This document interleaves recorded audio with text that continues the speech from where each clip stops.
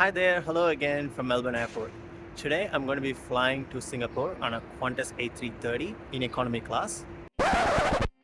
Just after I finished recording this, I got the pleasant surprise that my flight had been upgraded. Alright, I wasn't expecting that upgrade to be honest. See, this is now turned into a business class review, I guess. I will show you exactly how I managed to get this upgrade at the end of this video. Melbourne's International Airport is a big hub for Qantas. They even have a red carpet first class check-in area here, which I don't have access to. What I do have access to today is the priority check-in, which made the process a real breeze, and soon I was past immigration and security.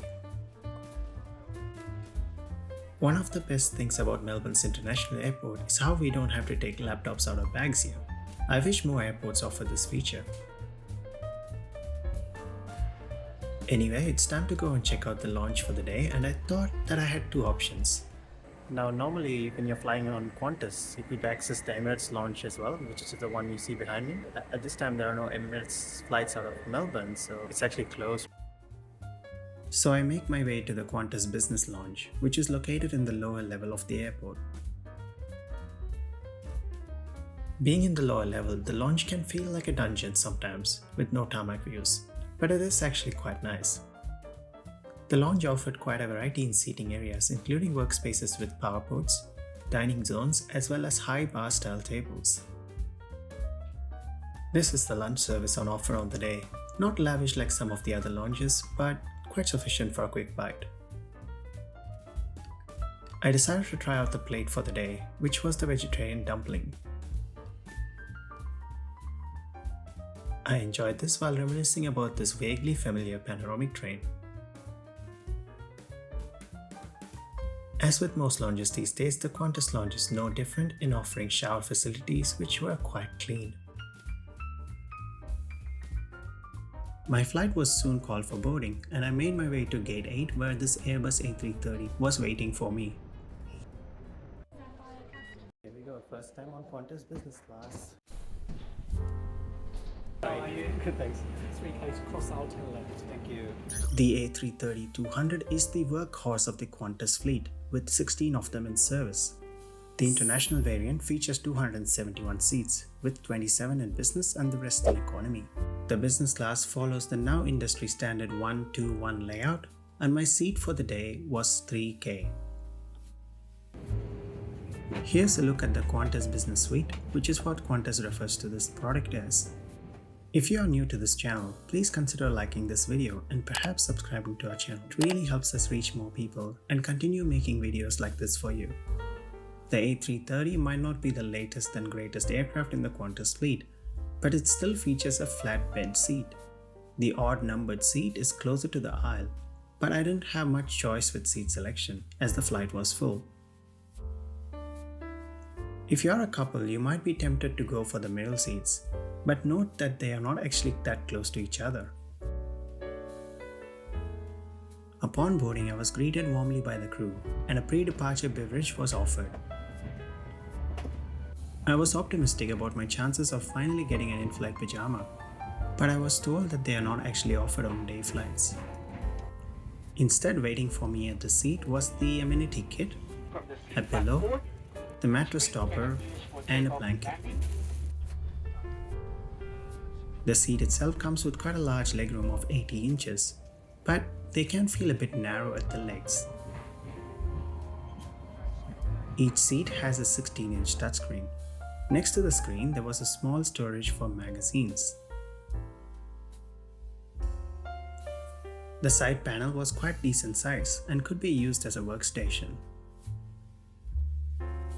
This is also where you would find the seat controls, some additional storage, power and USB ports.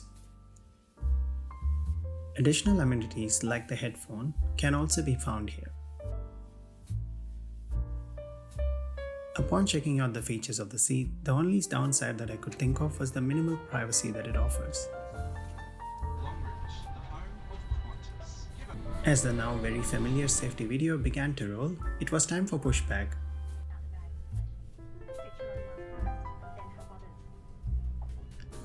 It was nice to see most of the pre-COVID airlines back and operating to Melbourne.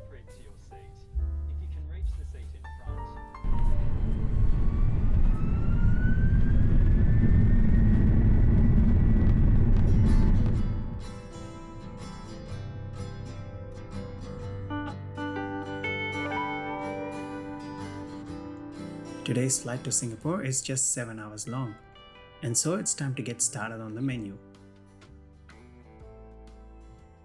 Featuring some nice artwork in the front, as always, Qantas menus are curated by their celebrity chef, Neil Perry. Today's flight comes with a single meal service and a snack service prior to landing. Before the meal service, a snack was offered, which in this case was the arancini. The tray table then came out from the side and was covered in this white tablecloth.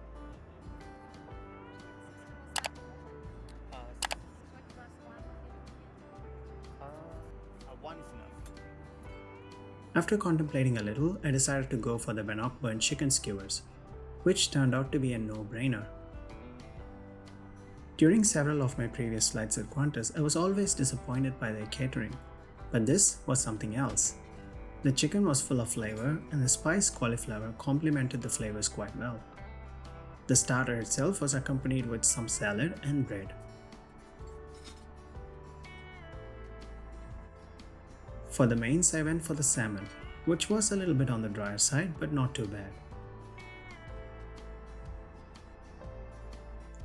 Finally, it was time to round up with the mango mousse for dessert.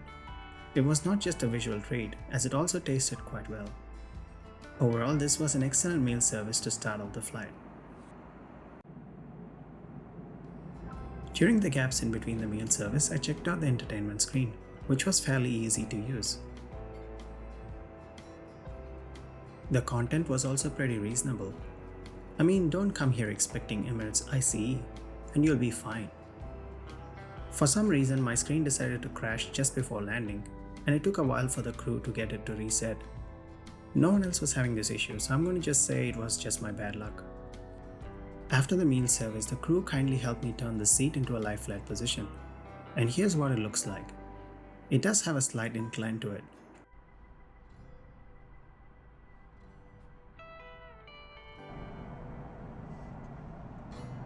Nevertheless, I had several hours of sleep and woke up only 1 hour prior to landing to the scent of the pre-arrival meal being served.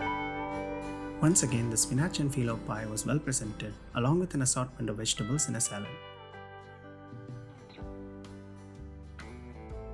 Here's a quick look at the amenity kit. Honestly, I was expecting the centenary collection, which looks like this, so I was quite surprised to see this one appear on my table.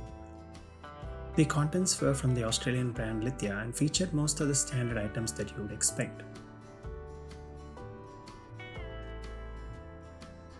This is the same brand that was also used in the toilets, which before I forget, there are 2 of. There's nothing additional to say about the toilet apart from the fact that it featured a full-size mirror.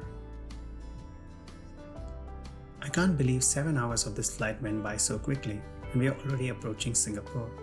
To summarize, Qantas pleasantly surprised me, first by upgrading me to business class, then providing me with one of the best meal services on a plane, and a comfortable lie-flat seat. The single biggest disappointment for me was the lack of in-flight Wi-Fi. Almost every airline these days offers Wi-Fi even to its economy class passengers. Okay, maybe because I came here prepared to fly economy, everything felt super nice to me. But even if I had booked business class originally, I think I would have still enjoyed this Qantas product to Singapore.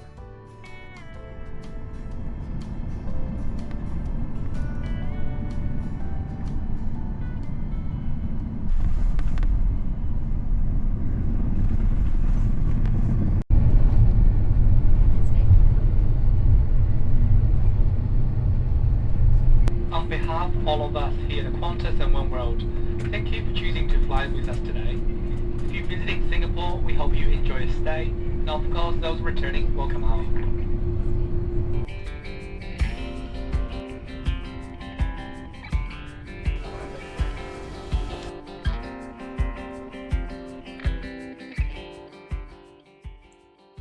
I used Qantas points to make this upgrade request at the time of booking. An upgrade from my original flex fare costed 29,000 points, but as I mentioned, I didn't know the outcome of this until almost check-in time. Thank you so much for watching this video, and I hope you found it useful. If you did, please leave a like and subscribe to our channel for more such travel content.